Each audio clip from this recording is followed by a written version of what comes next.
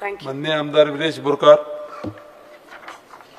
Speaker sir, attention of the House is drawn with regards to repeated to flooding of Khazan across Goa by Swiss gate operators and due to inaction of 10 stations, especially in villages of Neura, Adusim, Dongri and Santa Cruz. This is a recurring issue has even after repeated complaints, no stringent action is being taken on such ill practices.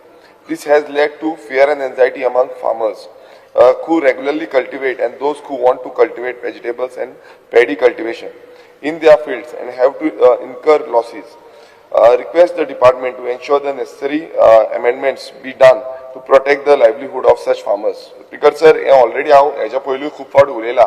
आयज शेतकारांक खूब त्रास जाता आनी मिनिस्टराकूय मेळोन सांगलेलें आसा आनी फार्मर्स परत परत आमच्या फुड्यान येता. ते डिमांड करता की शेतां बुडपाक जायना, आमकां शेतां रोवपाक जाय म्हणून.